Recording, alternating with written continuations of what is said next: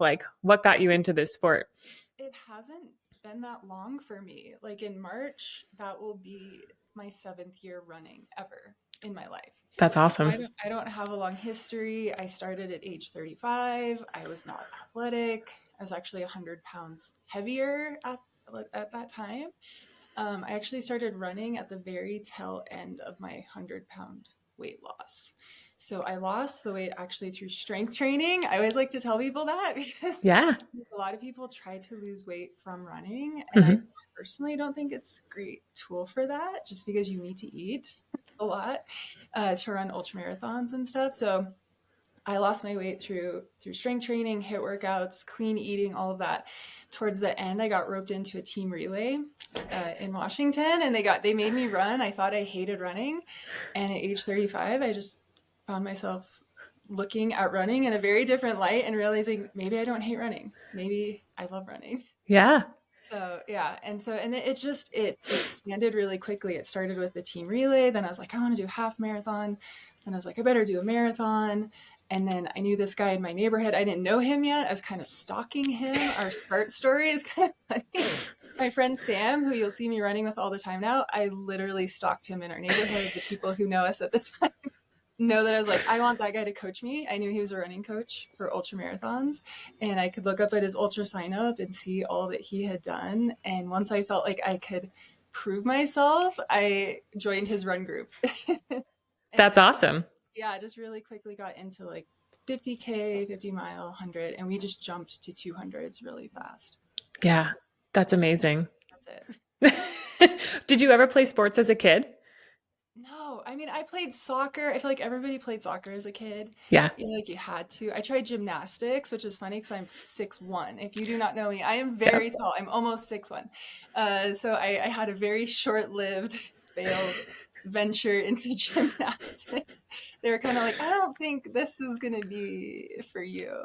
And I mean, I tried, one season of basketball, one season of volleyball. I tried track when I was in middle school, and it went so terribly. I think that's where the belief that I'm not good at running Hmm. started. Is I was on the track team. They wanted me to run the 800. My coach had this belief that I was going to be this amazing sprinter, and I wasn't immediately. And I think at that age, I didn't have enough self-confidence to maybe Hmm. push through that initial failing. And instead, I just quit. And even though my whole family was runners, I just gave up on running really Yeah. young. So, yep, Yeah. went more academic at that point. Do you Like really, remember? Say it again. I was like the debate team, math Yeah. team, band. Yeah. That's all good though. Do you remember what your first 50K was? What your first race was? So, a lot of my first things were not official races. Hmm.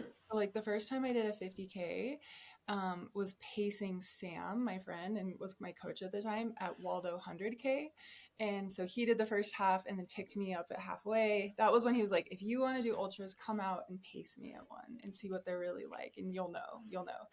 And so I was so scared to jump in and pace him. I'd only done the marathon distance. So pacing was going to be further than I had ever gone before, which I wouldn't recommend. That's probably not the best idea. But he had run with me enough. He's like, I know you can do this. And so I paced him a 50K that day. And I just loved the ultra environment. Like, Hmm. just the people, the aid stations, the other runners. After that day, I was like, I want to do this. And then I think my first 50K was like a fat ass run in Washington, Capitol Peak.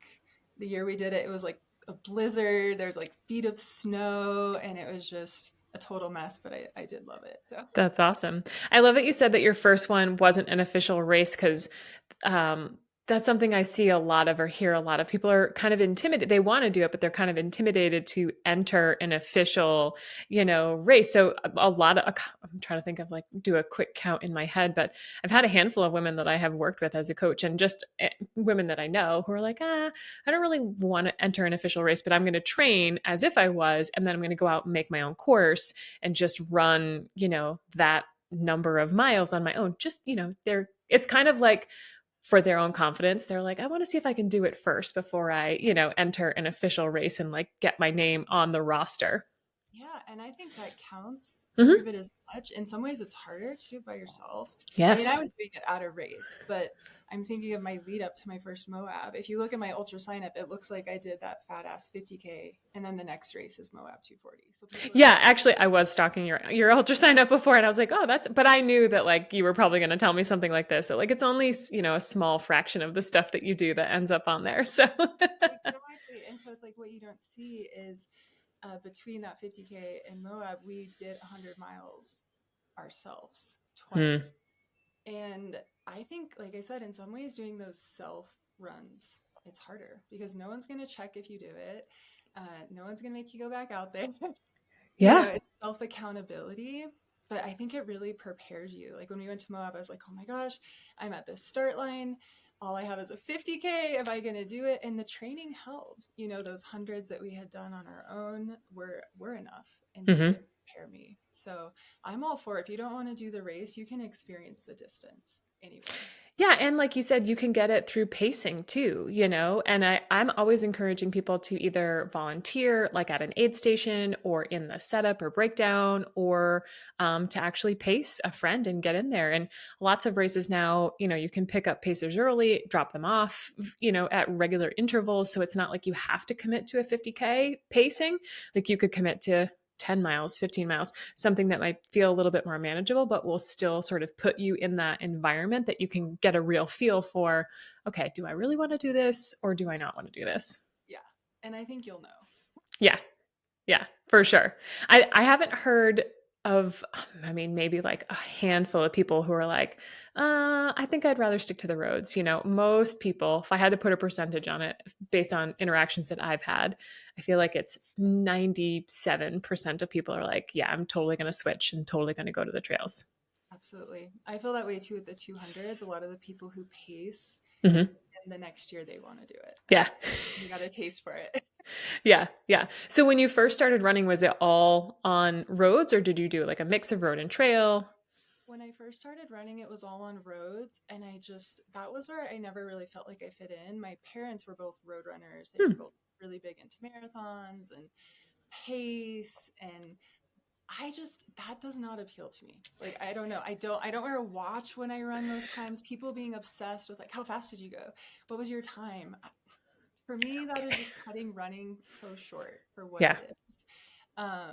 And so the road running world, I was never going to pull me in because I'm just not that motivated by beating other people or having a certain time. I'm like, I don't know. Maybe because I started so late and Hmm. after injuries and 3 kids, I was like, I don't care what my time is. I went running. Like, why can't we just celebrate that? And so I think finding the trail world where that is much more the mentality immediately pulled me in, and I was ready to get off of the road. And like you said, as soon as I got onto trails, it was like, I'm not going back. I do still run on road, I do still train on it a bit, but it's not my happy place for running for Yeah. sure.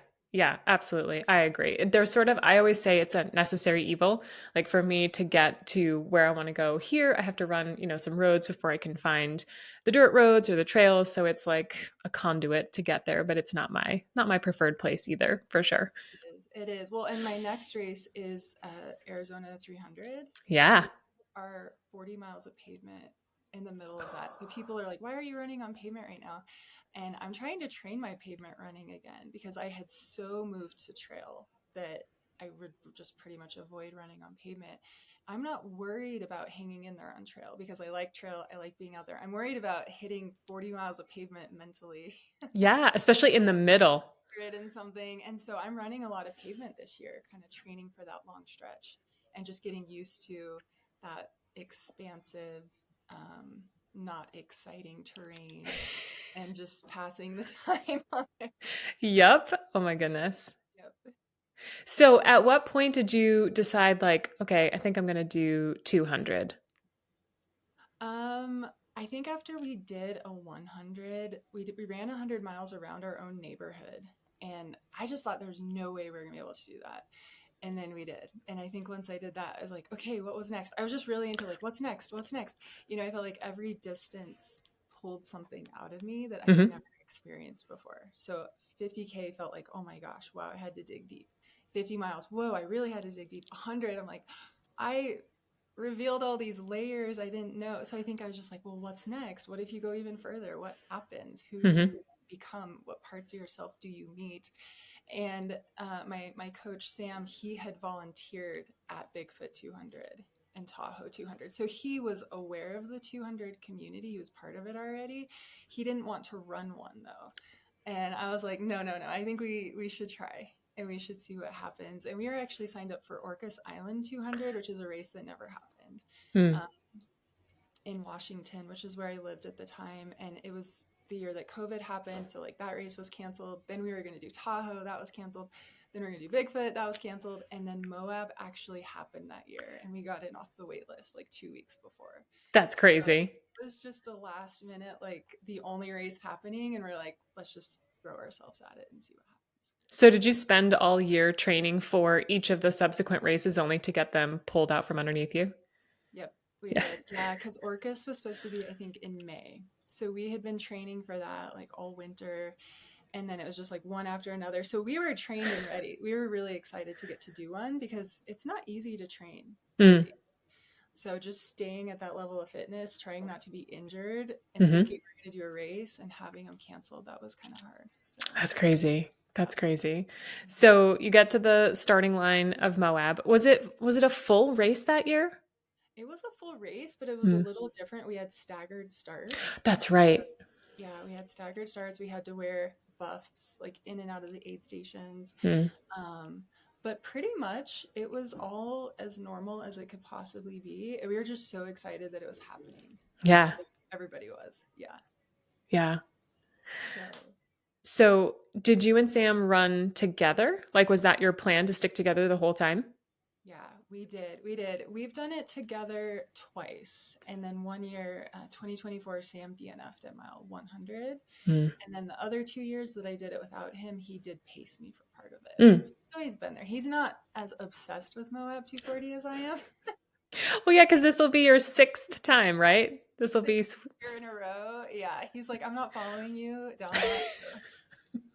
He likes Moab, but he's not like, I need to do this every year. He doesn't feel like that. Yeah. So yeah. Do you feel like it's sort of like a compulsion now? You have to do it? I Because, worry because I do have OCD. So, I mean, like, documented. Like, I was in a lot of therapy in my 20s. I will be upfront about that. I have to be careful that it doesn't become a compulsion. But so far, it's been just that I love it so much. And I feel like it's okay to do something that you love and enjoy and grow from every year. If it ever feels like I'm doing this just out of obligation, I don't want to do it, I'm doing it out of habit, I think that's when I'd have to be like, okay, it's time to cut that off. yeah, yeah, that's a healthy approach to it for sure. There are lots of people who start out very innocently in this sport and then, it just takes hold and like, compels them to do all sorts of things. I was going to say crazy, but it not, I use the word crazy very lovingly. That's not, um, and it turns into a whole obsession and sometimes people aren't able to break free from it, so it's good that you have a little bit of separation in that sense. You can, and have a good healthy approach about it. And like I'm kind of joking but not joking that I did a lot of therapy for my OCD, but I think it helps with running with the compulsive nature of it because I am actually very picky about what I do. I don't do anything I don't want to do. I think a lot of people are like, hey, this person did that or they're doing this, and you could get pulled in. For example, I've never done the Triple Crown, and people Mhm. are like, why don't you do the Triple Crown? I probably could, I just don't want to. I don't feel any pull towards it. So I think that's where you have to stay in your own lane and just be driven by what you really feel pulled to, not what Mhm. everybody else is doing or what's exciting at the moment. Yep. Um, and so I try to be pretty careful about what I sign up for because there's so much. Yeah, there is so much. That is such a good point because, and I also agree with your other point about how you can really get pulled in from, other people saying, oh, what about this or what about that? And I think that's where it starts to become a really slippery slope and where you can get, you know, like signed up for too many races and then end up, overtrained or burnt out because you don't want to miss out. There's a certain amount of like ultra running FOMO, there's so many amazing races. When you said you don't have any real compulsion to do the Triple Crown, that's how I sort of feel about Leadville or Western States, people who are, just dying to put their name into the lottery for Western States and and it just it doesn't do anything for me. And some of my friends are like, oh, I totally get that. And others are like, you're crazy. Why do you not want to run? I'm like, I don't know. It just doesn't do anything for me. I don't, there's no benefit to me putting my name in the lottery if I'm really not in it. No, I totally relate. I always try to go to a race to see it if I can. For example, I paced at Leadville. And Mm, I live in Colorado. I'm from Colorado. I love Colorado. I'm a huge advocate, but I did not feel a pull to it after, yeah. which is nothing to say anything against Leadville. Like you said, it's just a personal, just because everybody wants to do the race Yes. doesn't mean that you will, doesn't mean it's the race for you, doesn't mean it's not an incredible race. I was super happy to be a part of it. But yeah, it's the same. I try to be really discerning and like, do I actually want to do this, or is it just a hot race right now that everybody wants to do? So, do you think that if you had gotten into Bigfoot that year, or if you had gotten into Tahoe, that you would be running those consecutively? No, you think it's Moab all the way. I would not be running Bigfoot. Um, I work for Destination Trail. I should say that. So I Yeah. love all of our races. I say that lovingly with Bigfoot. I actually cannot believe I finished Bigfoot because of how different it is. Hmm. I think that's the thing that maybe people don't realize is how different these courses are. Because Yes. Bigfoot is a completely different beast than Moab. I really had no experience for any of them, but most of my training is running. Whereas Bigfoot, I kept being like, where does it get runnable? Where's the runnable parts? And everybody's like, the last 13 miles are on pavement. Other than that, you're up or down. I did not have the climbing legs. I mean, I finished. I finished just out of like pure grit. It felt like I was so beyond myself on that course that I'm actually really surprised I finished. If it had been my first race, I don't know if I would have finished because I think I just would have been so shocked by what Yeah. the course was like. Um, and so, like, for example, people who have through hiking experience do really well at Bigfoot. I have no experience with that. Since doing Bigfoot, I have really tried to improve my hiking and climbing and strengthen my legs in that way. So I'm actually curious to go back and do it again, but it's not something I feel like I need to do every year. No. Yeah, it's funny how you say that too, because people have asked me the same thing about, oh, you did Tahoe. Do you want to do Bigfoot? And I was like, no, I really don't. Like, it doesn't call That's to what me. Bigfoot is. Bigfoot is so hard. It's beautiful. It's lovely. It's like I said, it's one of those where like I can't believe I finished it. Yeah. I wasn't built for it at the time. It was shocking. It really shook me in a way that no race ever has.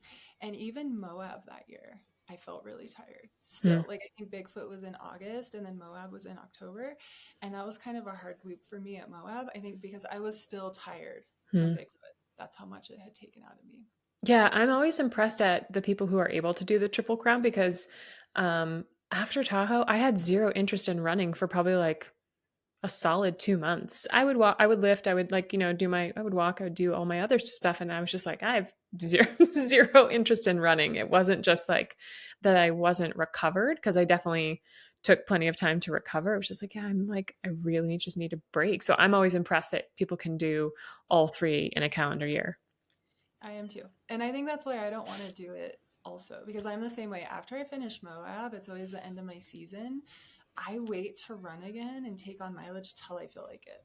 Yeah. And I like to wait. And I don't know how long it will be. It could Hmm. be 2 weeks, could be 4 weeks, could be 6 weeks. This past time it was like a month at least. I just didn't feel like it. Like you, I'm like, I want to strength train again. I want to go back to my winter, Hmm. lifting. I always want to do that way before I want to run. So if there is another 200 just right after, it would go against my philosophy of just like not pushing my body when I don't feel like it Yeah. into a big thing like that. Yeah. Yeah. I think one of the points that you brought up, oh shoot, I'm going to lose my train of thought. Oh no, I lost it. Whatever. I'll bring it back. It'll pop back into my brain here in a second. I think it was going to be along the lines of like, finishing that first Moab. Did you like instantly know that you wanted to do it again, or were you? Yes.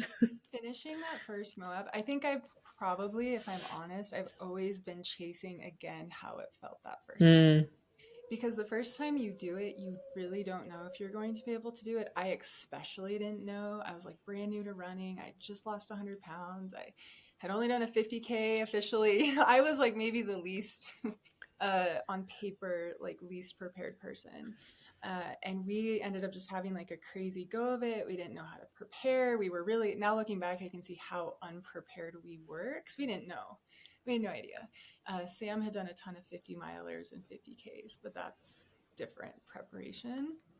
And we got super lost at like the halfway point, Oh and we were no. lost for like 3 hours out at Shea Mountain. And so we got really close to the cutoffs at halfway, and Sam actually wanted to stop because, based off of his experience with other races, he's like, if we're almost out of time at the halfway point, we are not going to be able to make it up. Mm. And I was like, I've studied the course. I was like, Sam, there's 26 flat miles coming up. We can still run. Like, we love to run the flats. And I was like, after that, there's like this 20-mile downhill. And he's like, are you sure? I was like, yes. I was like, I think we can make up this time. And we actually did. And it actually went just like that. And so I think when you've come so close to losing it, that finish just meant so much. It Yeah. was like nothing else. Yeah. That's awesome. Yeah, I actually this past year I volunteered at Monticello, so it's like right Yeah. after the point that you're talking about, and one of the like saving graces like that we kept telling people leaving the aid station was like we were like it's a downhill from here, like it's downhill from here, just and so many people I know but people who are listening, everyone's face lit up. They were like, yes, it's downhill. Like I just need that break. It's a very rocky downhill. I feel like they True. should say that. I'm like, it's super rocky. But once you get to Dry Valley after that, you literally have 26 miles of dirt road. Whether some people hate that, some people hate that part of the course. It's one of my favorite parts of the course. And whether you love it or hate it, you can make up time on that. I was So, just going to say that's the thing is like if you get to a flat surface like that, you can even if it's a shuffle, like at least you're not having to climb or contend with rocks or go downhill. Like you can at least get some sort of a consistent like pace going and make up some time. yes, yes, absolutely. Very true. I remembered what I was going to say before. So I think it was earlier you were talking about how kind of like, unprepared, or like how you weren't really prepared for Bigfoot, and how, the training for that, like you wish you had done more, hiking training. I think it's interesting how each one of these races, and not even necessarily just the Triple Crown, like every single ultra presents like a different challenge in terms of, elevation change, but also if it's a race at elevation, the weather, whether it's going to be cold or hot, like, Moab this past year was like 20 degrees warmer than in previous years. Worst loop, because I love cold. I Mm, do well in cold. I'm always like a layer or two less than everybody around me. And so I love cold. I love the year it snowed. We've had a couple years it snowed on course. yep. I'm always hoping it's like snowy, windy, freezing, and it usually actually is. And then this year it was like flipped and it was hot. And I really, really struggled with it. Yeah, that I think that's going to be my biggest limiter is the heat for sure. Like you, I'm in the cold. My happy place is probably like 40, 40 degrees. Like that's a In good. shorts and totally comfortable, like 30 to 40 degrees. Yep. That's like my perfect running and hiking Yep. time. Yep. Yep. So that's one of my biggest concerns is the heat for sure for me for that particular race. So it's one of the things that I can't really replicate here until it gets like pretty warm. So I'll have to come up with a game plan for that. But that's like I think that's the fun part about some of these races is like there are some people who choose to do the same race over and over again. It's like a security blanket for them. It's very, comforting to just know the course and the aid stations and they can prep for that. And no knock against that. But part of the reason I like to do different races is to get it like to have some sort of a challenge, like especially the 30,000 feet of elevation change, so like having to train for that, or I've done a race where there were like multiple water crossings and like having to train and run with wet shoes. It's like it Big just risk. makes it more interesting. Yeah. Yeah. And what's funny about the 200 distance or 240, every time I've done Moab, it has felt like a different race, even Hmm. though it is the same race. It actually isn't. The first three, only twice has it been the same course, even. So, with this distance, with the permitting, with how far it is, there are little course changes a lot Hmm. of years. And at one year, they added that whole Monticello section was new. So, they added in 2024 13 miles and I think 3,000 more feet of climbing because by the current measurements, the race had been measured a little short. And so the course has almost always been different. The weather has always been different. The start time has been different. So it has, yes, like you said, you know the aid stations, you know vaguely what it's going to be, but actually the 5 years I did it, they all could feel like completely different races. Yeah, And that's I was a interesting. runner too each time. So Say it again. I kind of came at them just in different places, like where I was at, like with my life, with my training, with my Yep. kids. Um, if I was doing more strength training, more running, it's like I always showed up kind of in a different place too. So you Hmm. combine it together, and it's like still mysterious to me what's going to happen at that race. Yeah, and it's this is one of those sports where even though it could be the same race, the course is different, the conditions are different, and it's not necessarily the same as like road running where, you could do a Boston or a New York or a Philadelphia and, I mean, aside from the weather, I mean, the course is pretty much set in stone.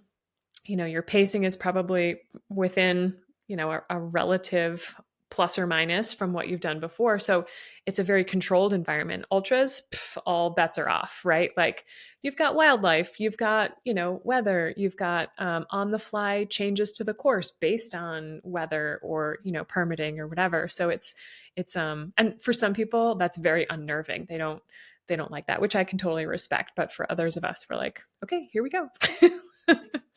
Yeah, and with Moab, like I said, they've changed the start time. There are parts of that course that I love in the daytime, Mm, and at nighttime are the biggest struggle for me. Um, the same course, the exact same piece of land, if you see it in day or you see it at night, it can feel like a completely different place. Um, yes. I realize that because I'm always like, this is my favorite part. And then I'll do it at the next year and I'll do it at night and I'll be like, no, I hate this part now. It's so funny that you said that because at Tahoe, the year I did it, it was out and back. So it was Homewood to Heavenly and back. And my friend Frank paced me during all of the overnight stuff because I don't love the dark. So if I can have someone like pace me at nighttime, that's like really great. And I just kept saying to him, now, mind you, it was probably like day 3 when I was on the return trip and we were doing kind of the flip, right? So like everything I had done in the day, I was now basically doing all of that at night. And he's going to laugh so hard when he hears this. But like I just kept saying to him, I don't remember this. I don't remember this. I don't remember this because A, you're going in the opposite direction. And B, it's night. Like you have no, like you can't see, what's the word I want? Like landmarks or whatever that you might have been basing your basing yourself off of before. I'm like, I literally don't know where I'm going, Frank. So like you're gonna have to help me out because I don't remember any of this. Yeah, the year I did Tahoe, it was the year after you. It was a little different. Like we had like a double out and back. So we Yes. started and went one direction and back. Yep. It's pretty close to the course they still have. They've cut it. And I had the same experience there that I have at Moab, where you see things one way, you come back the other way, and you're like, you feel vulnerable and scared, even though you've been there, because you're like, this all feels different. It feels different at night. It feels Yep. more for example, like Moab finishes in the last 18 miles down Porcupine Rim, which is a Hmm. really famous mountain biking trail. I've had times like 2024, I literally shuffled down that whole thing so happily. It was daylight. I came in at sunset. It felt like those 18 miles went by so fast. And I just pretty much ran all of it. I was feeling so good. And I was like, this is so fun. This is the perfect finish. Because it was daylight, I could see the trail and the rocks enough to feel confident on my footing. This year we came behind a bit because of the heat and we hit it at night with the sun went down on us and it was suddenly like I didn't have confidence to run. Yeah. It feels like the cliff edges are right there and you can't see if you're going to fall off or not, and it felt really scary and vulnerable, and that was just 1 year difference of triumphantly running down it in the day and then at night just like wandering around feeling lost, confused. Hmm. sad. Like, why is this so long? It never ends. I literally had almost like a panic attack. Like, I wanted that 5-year buckle so bad, and it just felt like Porcupine Rim was an eternity in the dark. And Yeah.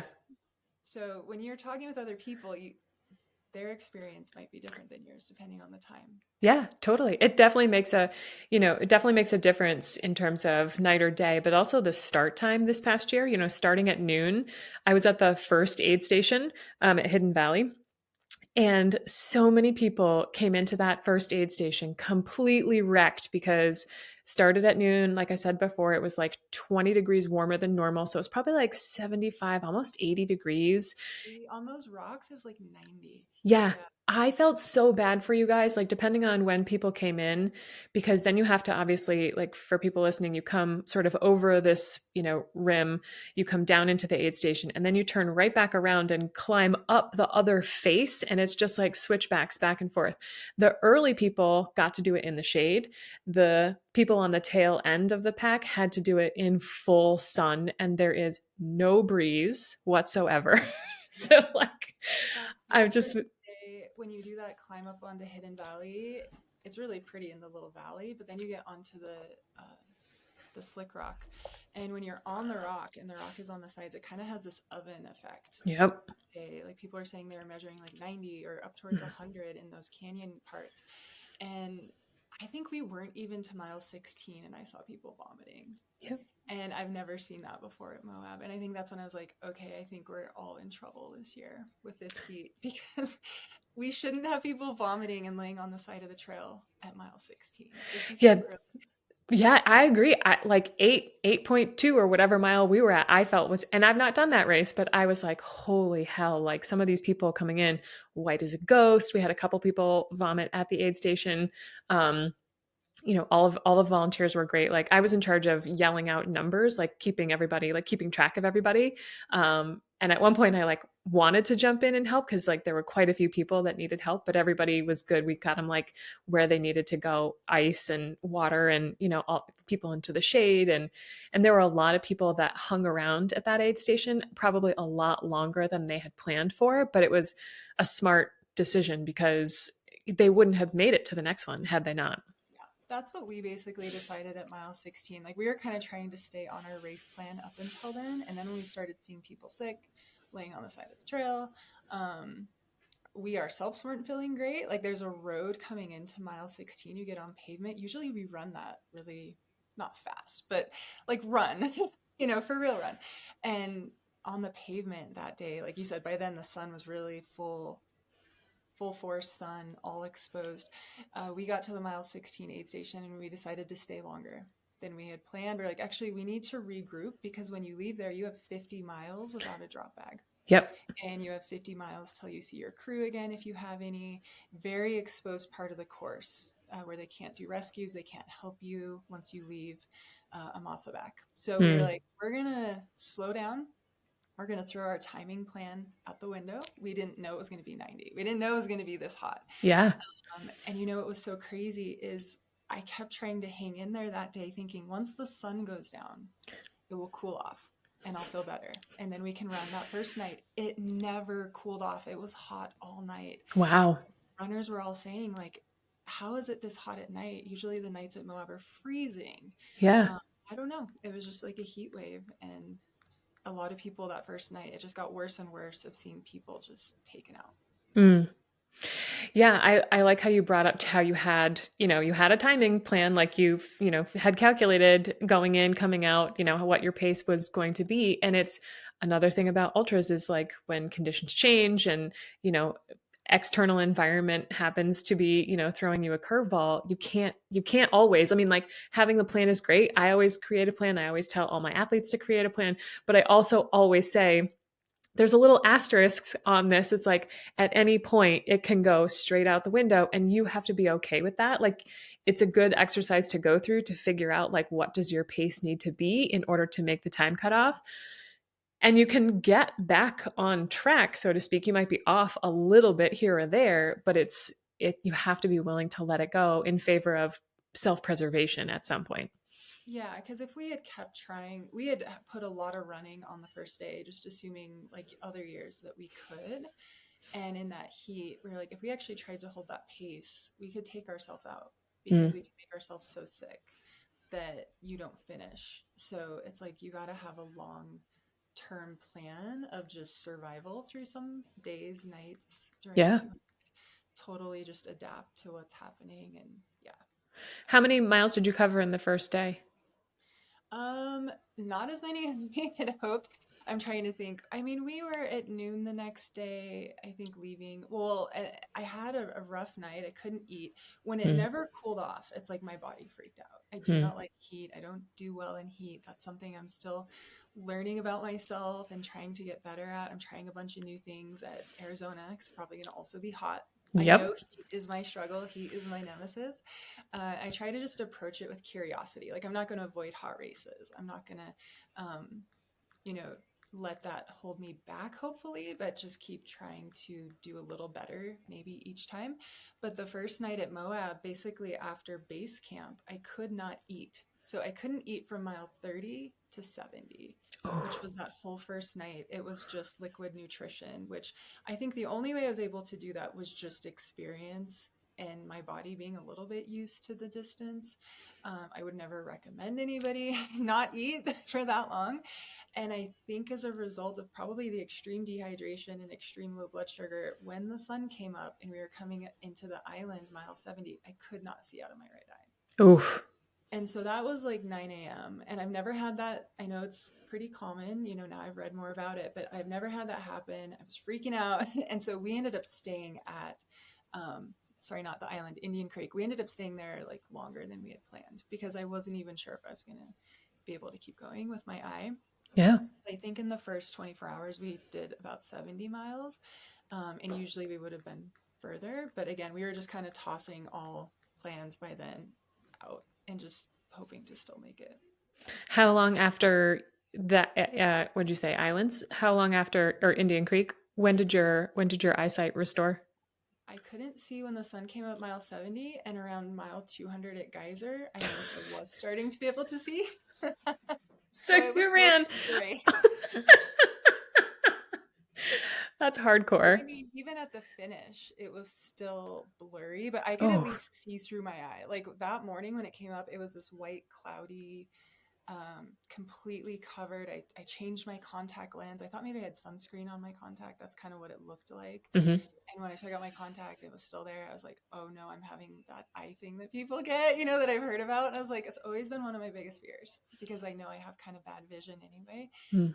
Um, and that just really changed the whole plan. That's where Carrie, Yep. Carrie, our pacer, she wasn't supposed to pace us until road 46.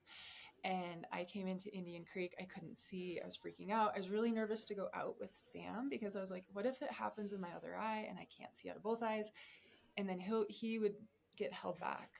I think he wouldn't leave me unable to see on the course. You would Just hope not. as a friend, I mean, I don't know, maybe he would, but I would be in a place, also, like I said, I work for Destination Trail. I really love the 200-mile distance. I would never want to put myself in a place where I'm going to become problematic for the race, where they're going to have to come rescue me out of some place because I cannot see. How long would that take? Yeah. And so I didn't want to make a dumb decision. So Carrie jumped in to pace us way earlier than she had planned and much further than she had planned.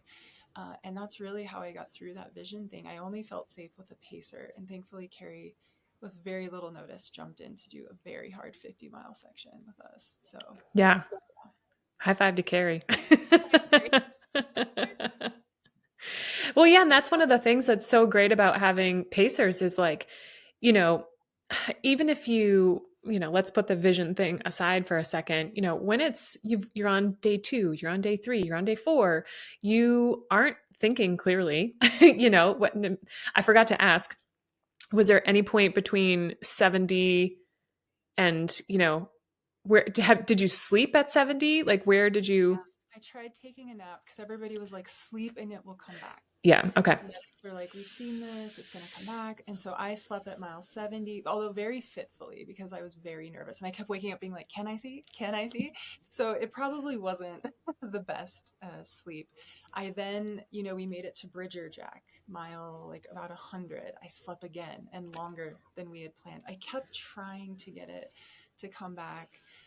We ended up adding a lot more sleeping, I think because I kept hoping maybe this time it'll come back. Maybe it didn't bother me as much during the night, maybe because you can't see well at night anyway. Yeah. But all day, all those days, it was driving me crazy. And I was just constantly like testing my eye, testing the other eye to see if it was starting to lose vision. It was very distracting, really took me out of the flow state, took a Yeah. lot of the enjoyment of the race away from this year.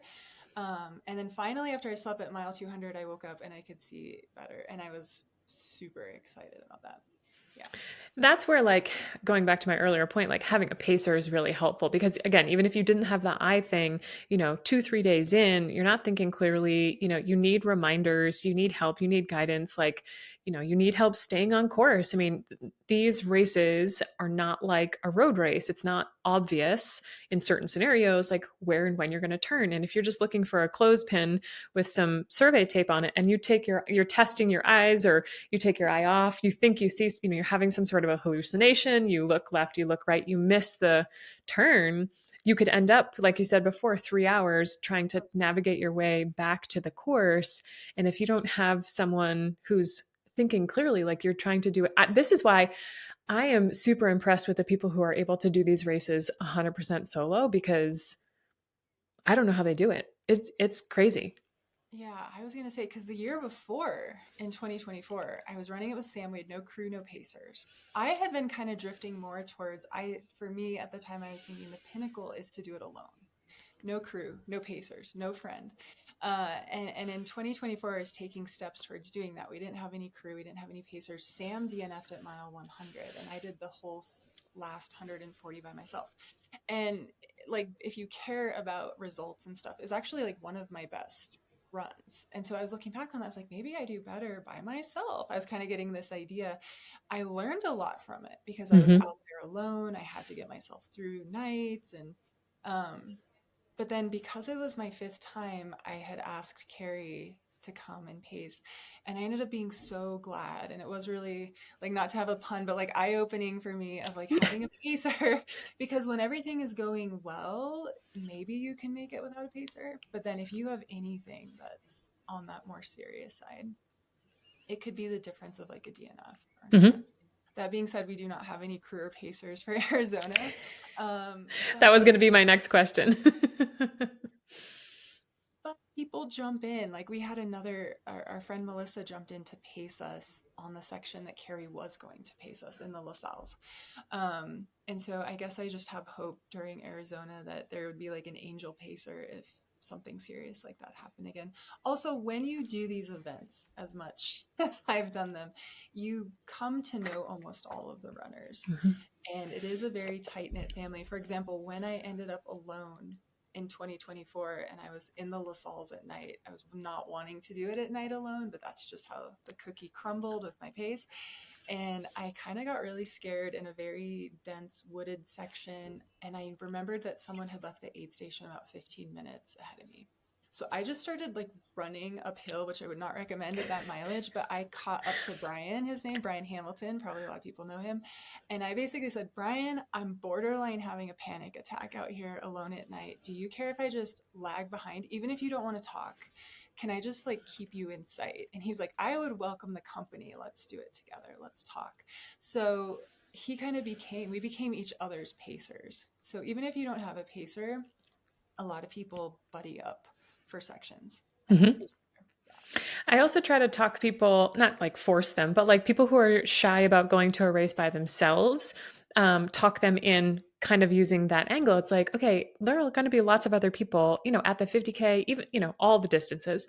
But especially at like a 50K, they might not necessarily have friends or family that are close. And, there'll be lots of people there by themselves. Everyone in this community, I haven't met an unfriendly ultra runner yet.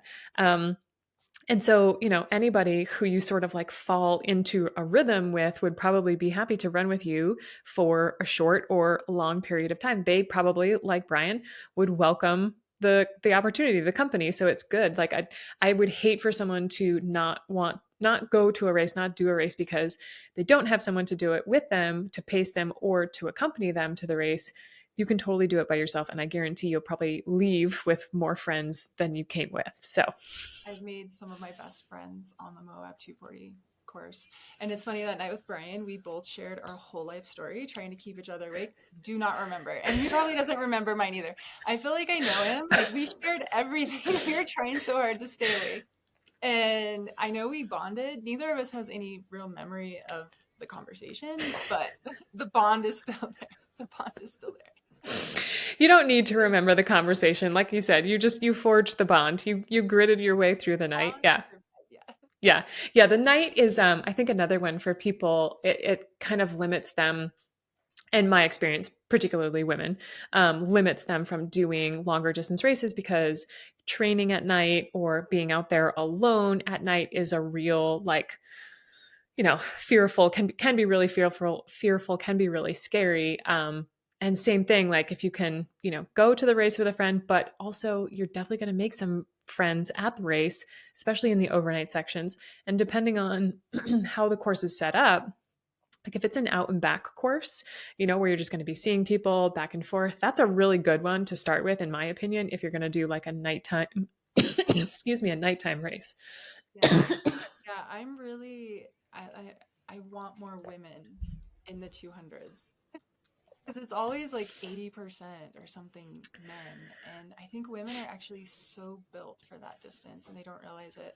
But like you said, there are a lot of training hurdles, like being okay at night, training at night, being in out in the wilderness at night, and that is very real concerns. But once you get there and you see almost everybody welcomes more company, and you will find people sometimes just sit and wait at the aid stations until someone wants to go out with them, Yes. and that's very common, very welcomed. Even people with pacers, I've joined Hmm. in with people who had a pacer, and the pacer is basically pacing both of us. um, I think that's one thing I like about the 200s. Of course, there's the elites who are competing at the front. That's a small group. The rest of us, we're not against each other. We're against the distance together, Yep. and we want everybody to finish. I've never seen runners help each other so much, bond with each other, um, checking on each other. You get to the aid station, you've kind of lost track. There's a lot of cat and mouse with people because if they Hmm. sleep or then you sleep, it's like you were with them, and then you don't know where they were, and everybody's checking on each other. Everybody wants everybody to make it because you all know how hard it is to tackle the distance. The other runners are not your competition. The No. course, the weather, the distance, that's your competition. And it creates this shared bond between the runners of like, okay, how can we help each other to do this? Yeah, I couldn't have said it any better. Absolutely. That's how I feel too. I feel like that with all the distances, but especially, I mean, I have only run one 200, so you're in a completely separate bracket than me. But like, that's how I felt, on my 200. I stopped and helped some people. People, were like, comment or like as they were passing me like, oh, there you are, like, we've been looking for you, you know what I mean, sort of like back and forth. I definitely had many conversations during Tahoe with different groups of people.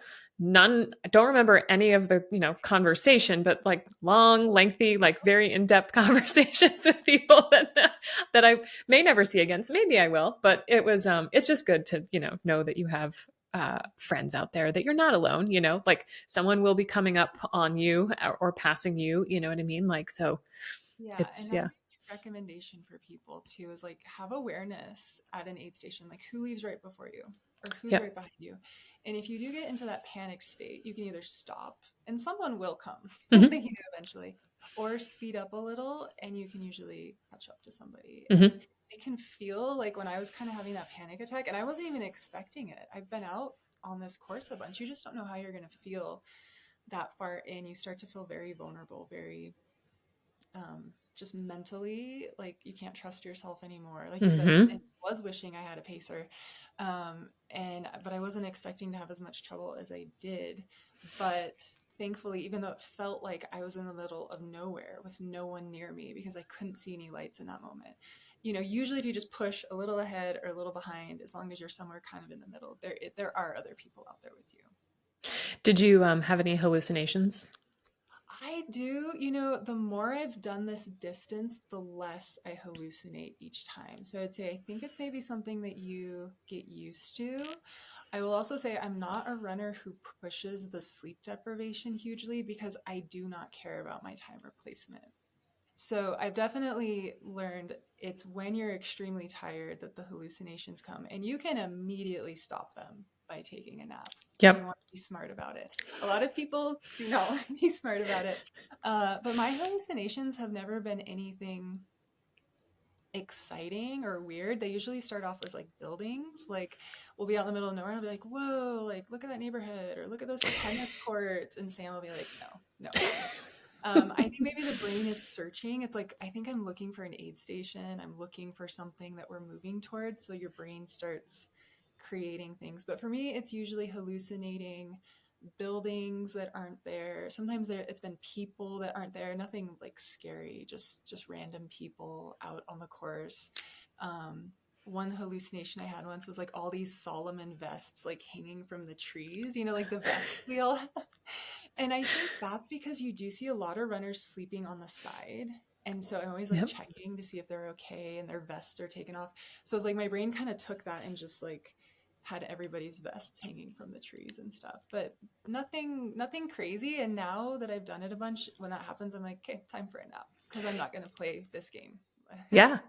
Yeah, I think there's something to be said about the experience part of it too. Like knowing that that's sort of like the early warning sign for you and being able to like, okay, I just need to like take a quick power nap, a quick dirt nap if necessary, and like Even hopefully that will. Yeah, even a 10-minute nap, usually you'll have your faculties back. And I've just seen people break from that and push it so far and not only take them out of the race, that's one thing, but also just their mental health gets in Hmm. a very dangerous place. They're a danger to themselves, they're a danger to the course and the race organizers if they've gone off course thinking they're going to a party or something. Like some people have totally detached. Yeah. And I have three kids. I want to get home. I don't want to see how far I can go down that tunnel. I just need to nap. Yeah, totally. Well, I know you have to get going soon, but so do you have any tips for me for Moab? We talked about the heat, sleep, obviously very important. Any other I significant have tips? so many things. I have this piece of paper. I'm like, oh no, I didn't say any of my things. I could try to say, I don't know how much time you have, but I could say a few of these Yeah, yeah, if there's time for it. yeah. I had some things about training and then I had Ooh, something during the race yes. too. So Lay it I on me. I mean, I'm no expert, I'm no coach. But one thing that I did, I think it was probably between my second and third Moab, was I started really training my walk separately from my run. I don't know if you already do that. I'm Um, all day long, baby. I feel like we're in alignment. Like I do a lot of strength training. I know you do Yep. too. I like to train by running, but I realize the reality is that for the mid pack, for most of the race, you're gonna walk as much as you run, maybe even more. And Moab, you can move well on a lot of the course. And so part of my training is I'll go out and I will walk a 15-minute mile for as long as I can. Hmm. Or I'll even try to walk a 12-minute mile with like a teeny bit of running. Hmm. So being able to hold 5 miles per hour, as slow as that may sound to road runners, that's a very powerful pace. 4 to 5 miles per hour is a powerful pace in 200s. And there are long sections of Moab where you can actually hold that pace. If you've trained it, your feet are going to hurt. You're going to barely be able to hold your eyes open. So I think that's why you have to train it separately because I've Yes. seen a lot of people who lose their ability to run. That's okay. That's going to happen. And they go into like a death march. And Yes. it's just mentally demoralizing to start thinking about how long most of the sections are 15 to 20 miles. So if you can only barely drag your feet and you start thinking, this is going to take so many hours, I think I've seen it spiral people mentally to where they give up because they don't want to walk that slow that far. Yeah. So if you have like a really peppy, fast walk where you're like, okay, I can't run, I can walk really fast, it's actually not even that different of a pace from my shuffle. Yeah. I think it's a really empowering option to have. And Sam and I, we switch intentionally between walking, walking fast, hiking, running. We try to keep all of those alive throughout the whole race. We always say we want to run across the finish line. We don't want to run till we lose it and then have to death march through the Yes. rest. We want to be able to move how we want to move through the whole race. And so I think a lot of people miss out on training fast walking. And then also I wrote down like training with a weight vest. People Mhm. struggle with the vest. The vest is heavy. The vest can be like 14 pounds or more. And so I do all my last month of training with my actual vest with water, or I wear a weighted vest that's even heavier. So hopefully my vest feels light. Yes. And I'll even wear it all day at home leading up to the race, like just getting your shoulders used, your neck used to having that weight on you. It sounds like you do. I did. Yeah. It's people thought I was crazy because I would just wear it around. I used to let me pause. I'm curious to know, did you weigh your Moab vest before you like fully loaded? And how Yeah, much did it weigh? I carry a lot and mine will weigh 14. Yeah. Yeah. What about you? I actually didn't weigh my full vest once I got it all packed for Tahoe. But I would venture to say it was probably pretty close because I was running 2 liters of water in the back, a liter up front, and then all my required gear. So for Tahoe, that was like, it was pretty much the same, but I had more bulk, more layers because it was going to be colder. And so I felt like, yeah, that was, so yeah, I did the same thing. I would fill it up for the day with all of my water, and that's how I would drink all of my water like for the day. And I would wear it everywhere. And it was like, I don't think people truly understand. Like, my shoulders had distinct divots from like when I was done at Tahoe. And it was like, so anytime I could take that pack off, it was like, I thought I was might like float away because I didn't have that weight pushing down on me. Like putting the yoke back on when you leave the race, Yes. like an ox. It's like you put it on and you're like, oh my God, it's so heavy, especially in hot races. You know, with Moab being hot, we ended up carrying, there's this vicious cycle with heat of you want to take more water, but then you're really weighed down and then Yep. you're hot from that. And so being able to comfortably carry the water you need is no small feat Mm-hmm. in these races for sections that are up to 20 miles with no water refill. So I try to train with like 20 to 25 pounds in my weight Yep. vest so that when I put on my vest at the race, it doesn't feel like the worst thing I've ever had. Yeah. You see people with core breakdown, with leans, with, you know, Yep. it takes a lot of people out in the second half. So I'd say like train with weight, do weight training, but also train with your real vest. Like you said, I have a whole system, like trash is on this side, my snacks I need to eat are on this side. Like your vest is your little lifeline out there, and you should be so familiar with it and have a system for it. And the other thing I said, this would be good for you for Moab, is to really learn the course. Like Mm. this course goes through such special land, and you can miss it all if you don't engage with the scenery of where you are. So every year I learn more, but after my first year, when I finished, I knew I wanted to do it again. In the time in between, I learned a lot about the mountain ranges we go through. I learned about all the rocks that you pass. You're going to see all these rock structures. They all have names, they all have history. And if you actually learn all of that and then you know what you're looking forward to seeing, for me, it completely pulls me along of like, oh, we're going to see this next. Oh, we're going to be in this area next. And instead of just detaching and hating the experience, Yeah. you can really engage with this really special piece of earth that you are traveling through. Beyond it being a race, there's something deeper than that. And there's just so much history to the Moab 240 course. It's It's completely. so beautiful. Like there are, even if you're just passing through there, I think my problem is going to be, I mean, aside from the heat, which we've talked about, is like wanting to stop and just take pictures of everything because it's just so beautiful. Like everywhere you turn is a rock formation or a mountain range. Or, I mean, like there's no, unless you're like, in the mountains, there's no real tree cover. So you can see for miles and miles and miles. And it's just, I mean, it's such a far departure from like the Northeast that it's just like two completely different worlds. So it's like, I think that might be my, so if you see me out there, Yeah. push I me along. promise you, yeah, it's stunning. It's stunning. In my first year, I remember looking around and being like, "What's that rock? What's that rock?" Mm, Because you know they all have names. You know they all have history, and they do. And if you study the course, it just really, it makes it so exciting so that you're not just moving to the next aid station, but like in the in between, you're like, oh, I'm going to go through Lavender Canyon.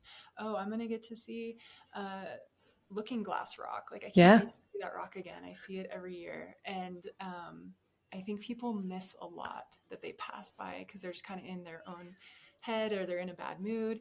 And Hmm. it's good to get outside of yourself and look around, look at where you are, because this is this is why I keep coming back every year. Yeah. I want to experience this landscape again. It's very special. And so don't miss it, you know, just because, yeah, your feet will hurt. There will be pain. But it helps to know just some history to it as well. I think people miss that. Okay. Um, Definitely doing that. yeah, I'm trying to see what other things for during the race. A big thing I always say is like stay on the same team as your body. Mm.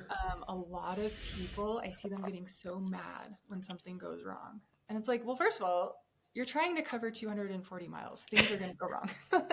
Don't expect your body to be perfect the whole time. That's unrealistic.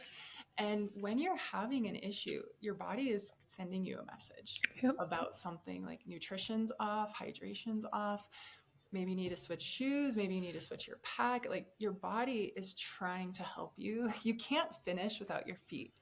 You can't finish without your body.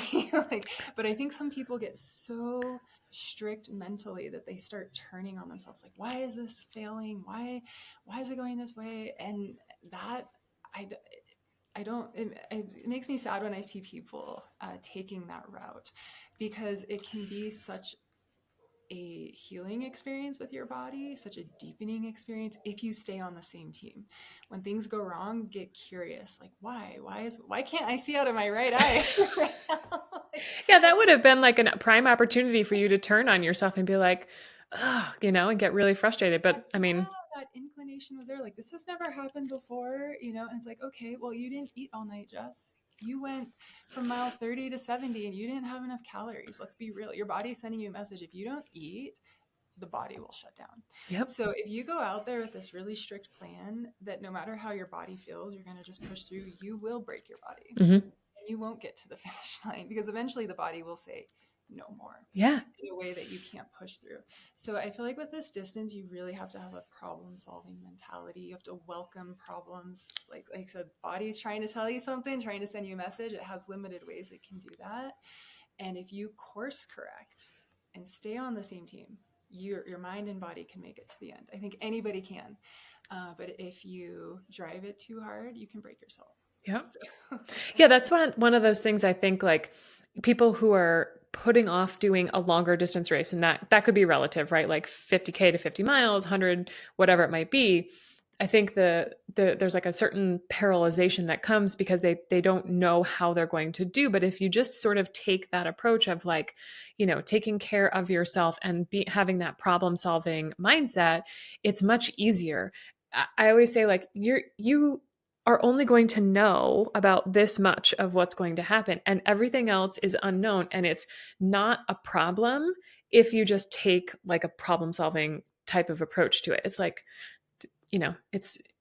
it's going to be more difficult if you're really scared about it and you're worried, like, what if this happens? What if that happens? Okay, well, let's play the what if game. What if that does happen? How would you handle it? probably all That's going to happen. yeah, all of it. Your feet are going to get chewed up. You're going to be tired. You're going to be dehydrated at some point. You're going to not be hungry at some point. And that's at every distance, right?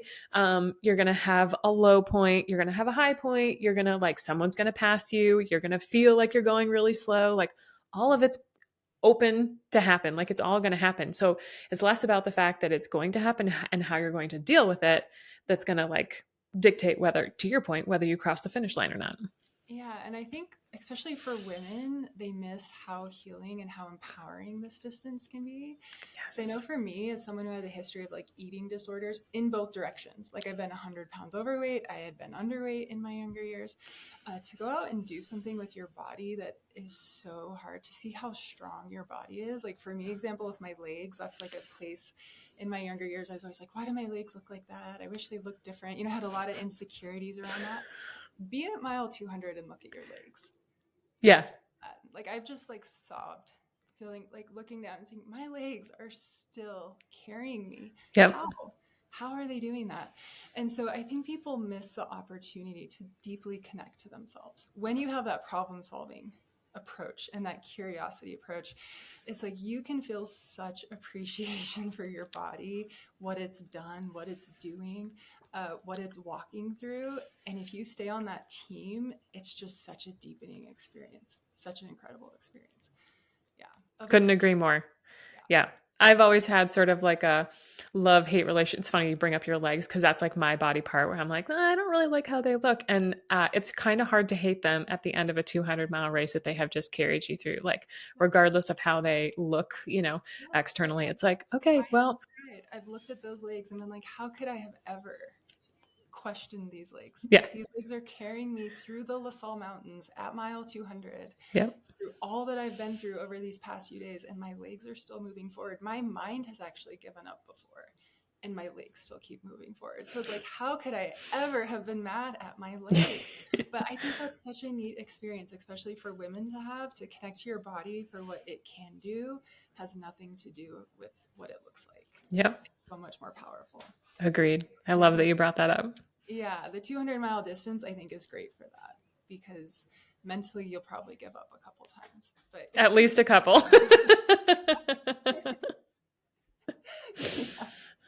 yeah. Gosh, I don't know. Yeah, the only other thing I was gonna say, like if you're having a low with Moab, one of the really neat things is the community. It's true for all races. It's true for all 200s. But Moab just has special history with Stephen Jones. It was his idea, and then he was an ultra runner. He died in an avalanche, and Candace started the race in his honor. And his family has an aid station each year, and so I feel like there's just this deeper story to how this race started, and all of the volunteers. Whenever I'm having a low, I say, okay, at the next aid station, I need to spend a little bit of time and talk with the volunteers, or I need to catch up to somebody and hear their story, because the stories of the people that collect together each year for this event, it's just a very inspiring and interesting group of people. Every single person has a story. Yeah. And so sometimes I need that to pull me out of my own head. And I'm like, oh yeah, my feet hurt, but I'm in the company of some of the coolest humans on the planet. And we're all Yeah. here for this purpose that is bigger than us in this neat environment. And usually that'll pull me out and I'll be excited to be out there again.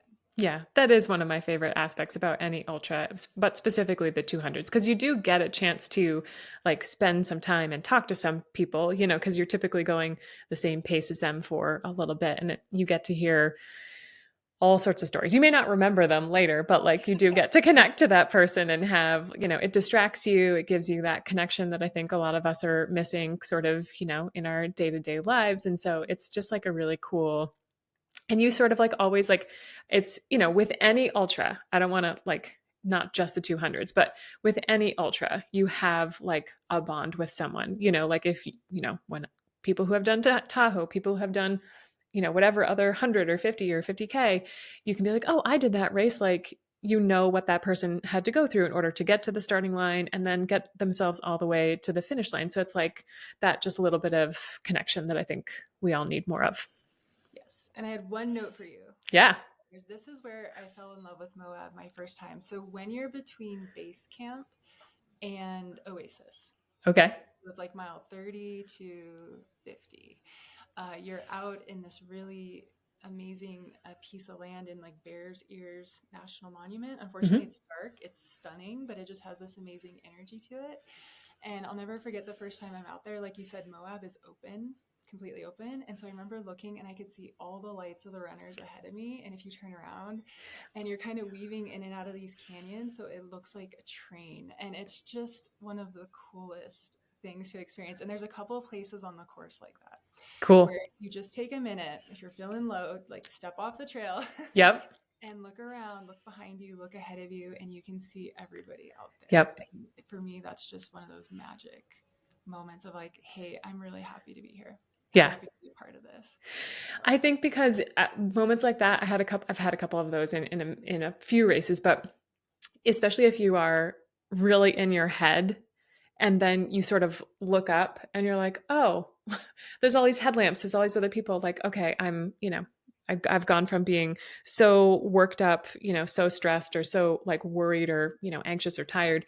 And then you look up and see, oh, actually, all these other people are probably in the same situation as me. Okay, maybe I should, not that having a pity party isn't okay. Like you can have a little pity party, but don't spend too much time there. It's just Yeah. cool to have that like, visual of like you're alone in this race, but like you're actually with all these other people at the same time. And I think it's cool what a departure it is from your day to day life. Like in my Yes. day to day life, I'm a mom and I have like two jobs. I work part time. I'm on the computer. I'm busy. But really not doing anything like hugely important. The modern world, it just keeps us all busy, keeps us inside a lot. We all have so many tasks. You always feel behind. It's like, hey, I am out in the desert in the middle of the night, just like chipping away at miles of the stars. That's the other thing about Moab, Oh, the yeah. sky. You can see the Milky Way some years. Yep. That's how clear the night sky is.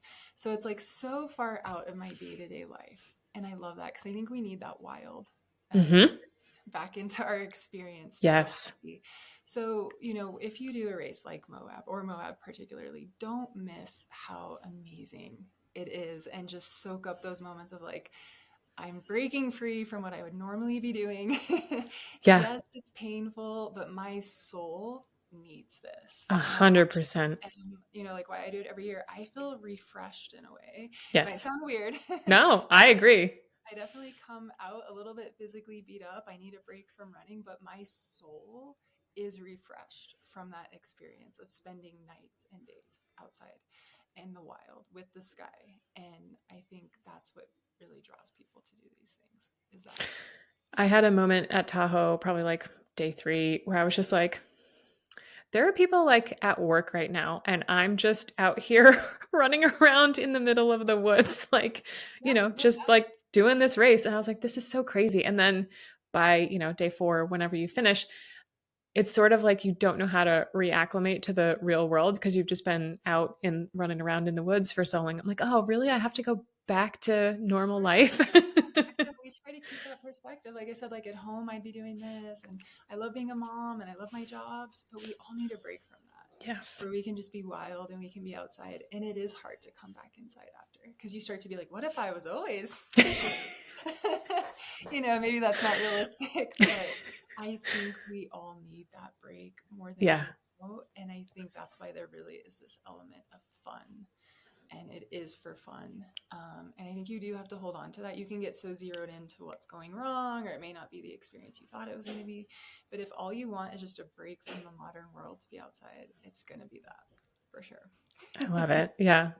Well, thank you so much for your words of wisdom and your advice. I can't wait. Maybe what we'll have to do is we'll have to reconvene after Moab and do like a debrief of Yes, our I'm so experiences. excited to do it. When I saw you were signed up, I was like, oh, she's gonna love it. And Carrie's doing it. So many women Yep. are doing it this year. I That's know we so should do like a three part, yes, all three of yes. us jump on here together and Love that. Anyone who has questions about Moab, I love to talk about it. I want to see everybody do it and finish and have a fun time out there. So, particularly the women. especially women, we have enough men.